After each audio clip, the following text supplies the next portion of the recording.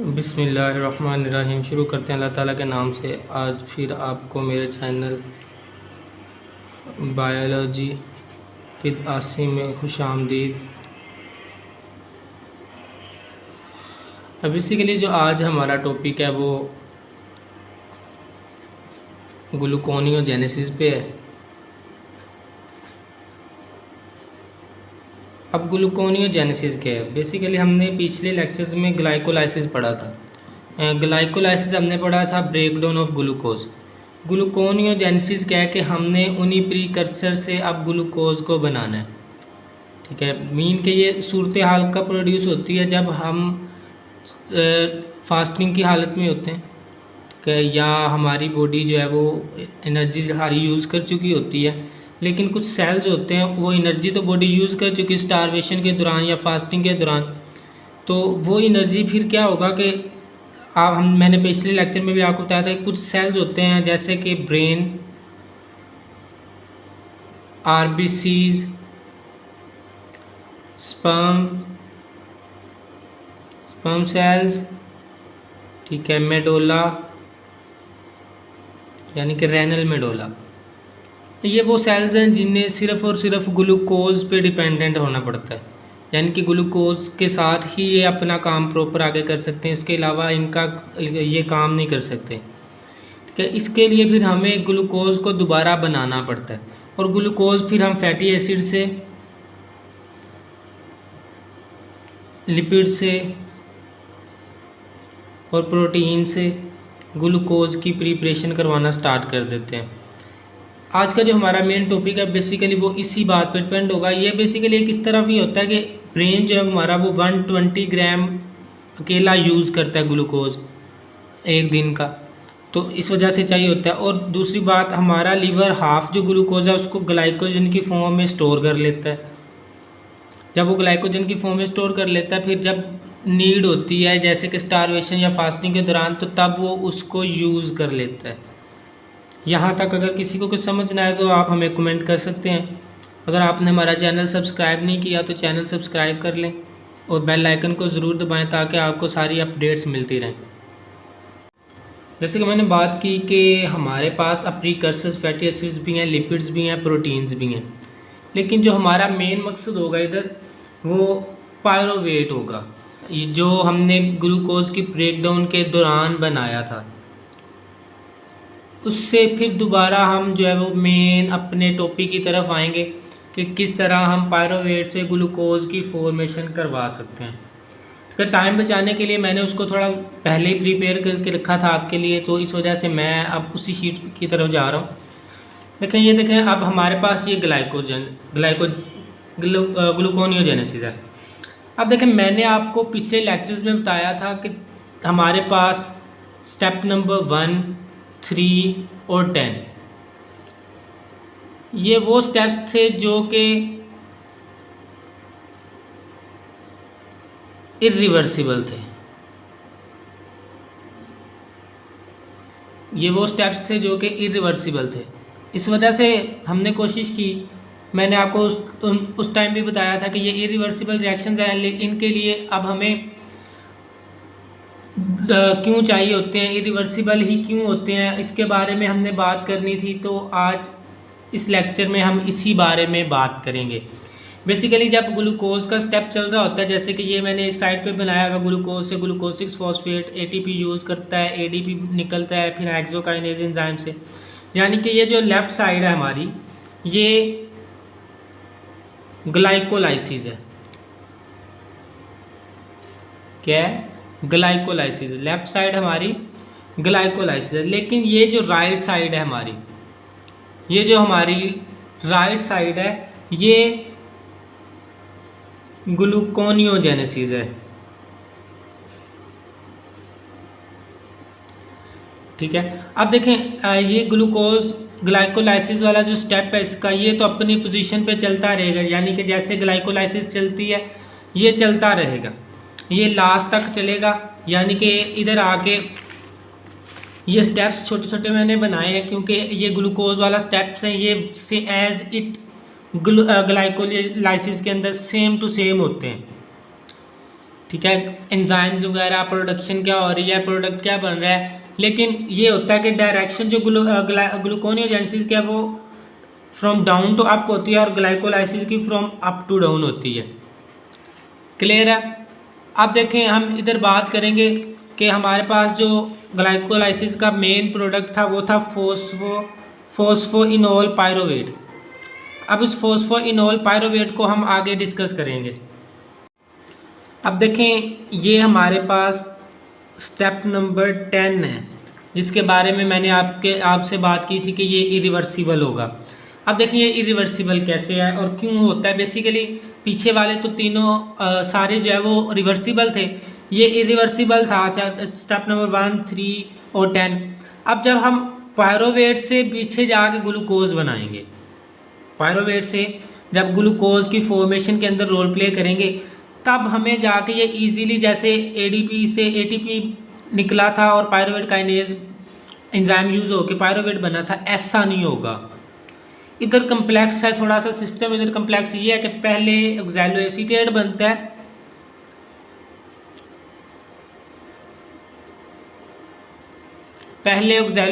बनता है, फिर वो ऑक्सैलोएसीटेट फिर फोस्फोइनोल पायरोवेट के अंदर कन्वर्ट होता है, यानी कि पेप के अंदर कन्वर्ट होता है। अब ये स्टेप जो है ये बेसिकली इतना इजी भी नहीं है, लेकिन हम इसको थोड़ा सा डिटेल के अंदर देखते हैं कि ये किस तरह ये वाला स्टेप चलता है कि ऑक्सैलोएसीटेट कैसे बनता है और फिर फोस्फोइनोल पायरोवेट कैसे बनता है। तो देखें आप इधर अगर आप नीचे देखेंगे तो ये हमारे पास पायरोवेट है, यानी कि ग्लाइकोलाइसिस का जो मेन प्रोडक्ट था, एंड प्रोडक्ट था, ये हमारे पास पायरोवेट है। अब ये पायरोवेट 2 दफ़ा क्यों लिखा गया? बेसिकली ये साइटोसोल है, ये साइटोसोल है, ठीक है। जो मैंने रेड कलर की लाइन लगाई है, लाइन से नीचे वाला हिस्सा साइटोसोल है। अब ये साइटोसोल के अंदर है। अब इसको इसी फॉर्म के अंदर पहले माइटोकॉन्ड्रिया के अंदर भेजेंगे।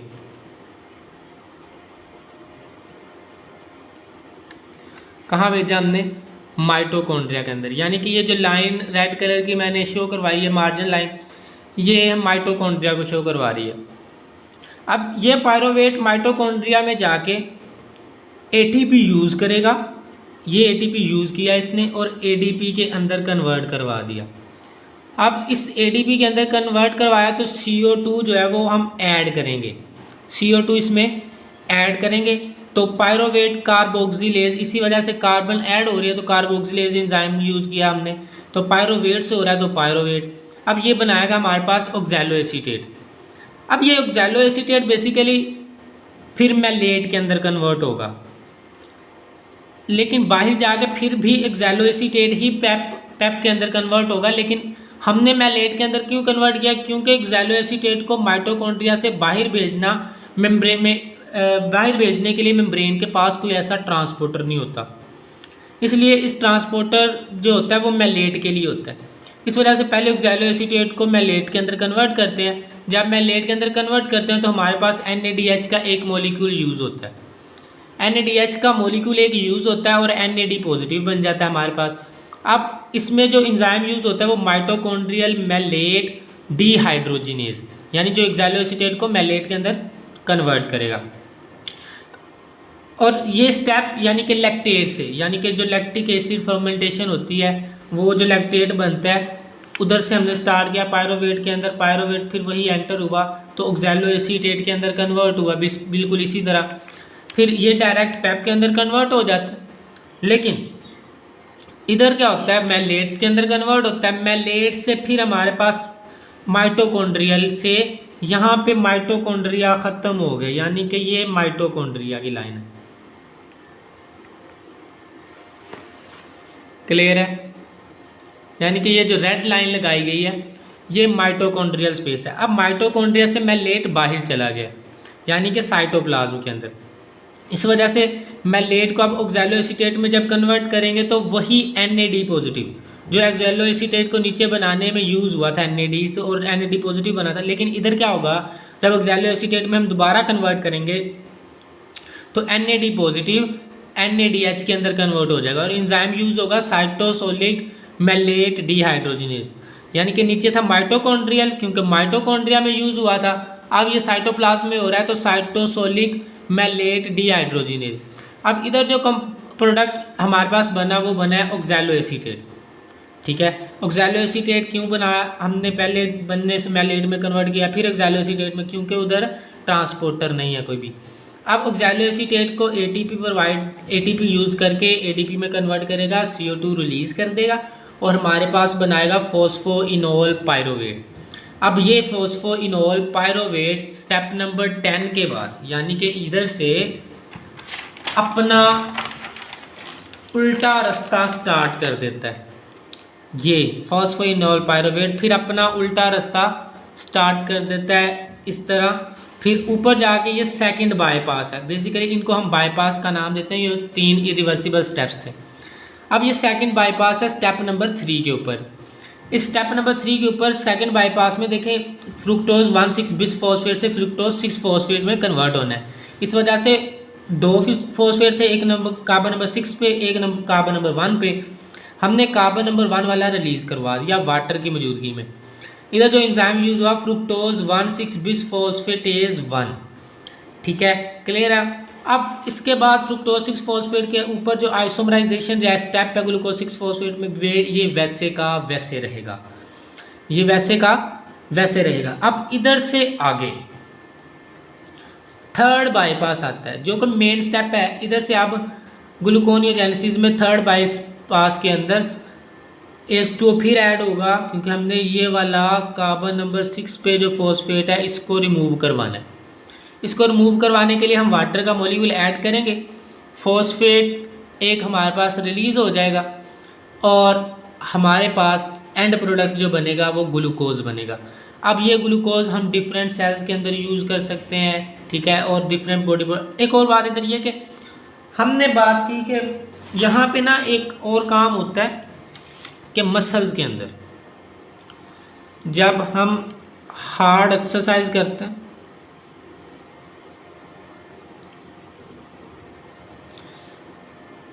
हार्ड वर्क करते हैं, तो तब हमारे पास, जब इधर हम हार्ड वर्क करते हैं तब हमारे मसल्स के पास लैक्टिक एसिड बन जाता है और वो लैक्टिक एसिड जो है वो लीवर के पहुंचा जाए। बेसिकली ग्लूकोनियोजेनेसिस लीवर के अंदर ही हो रही होती है, इस वजह लैक्टिक एसिड लीवर के अंदर पहुंचा दिया जाता है। फिर लेकिन जब ग्लूकोज में कन्वर्ट हो जाता है लैक्टिक एसिड दोबारा से, फिर वो इधर ही पहुंचाया जाता है। अब ये जो ग्लूकोज हमारे पास एंड प्रोडक्ट बना थर्ड बाईपास के बाद, ये ग्लूकोज अब पूरी बॉडी में ब्लड के ज़रिए से भेजा जाता है। जहाँ जहाँ यूज़ करना होगा, ज़्यादा ज़रूरी हो यूज़ करना, वहाँ पे यूज़ कर लिया जाता है। अब ये था ग्लूकोनियोजेनेसिस हमारे पास, जिसमें हमारे पास 3 बाईपास यूज़ हुए थे। फर्स्ट बाईपास में हमने पायरोवेट को ऑक्सैलोएसीटेट को फिर आगे हमने फॉस्फोइनोल पायरोवेट के अंदर कन्वर्ट किया। फिर सेकंड बाईपास हमारे पास फ्रुक्टोज 1,6 बिस फॉस्फेट से फ्रुक्टोज 6 फॉस्फेट, और फिर थर्ड बाईपास से ग्लूकोज 6 फॉस्फेट से ग्लूकोज हमने कन्वर्ट करवाया। ये हमारा आज का टॉपिक था। यहाँ तक अगर आपको समझ ना आई हो तो आप दोबारा पूछ सकते हैं। अगर आपने यहाँ हमारे चैनल को सब्सक्राइब नहीं किया तो लाजमी करें, ताकि आपको हर अपडेट हमारे चैनल के मुताबिक मिलती रहे और आप इजीली किसी भी टॉपिक को कवर कर सकें। और इधर एक और बात, आप हमें ठीक है मैसेज कर सकते हैं किसी भी टॉपिक के बारे में। ठीक है, मैसेज करने टॉपिक के बारे में, ये हमारा व्हाट्सएप नंबर है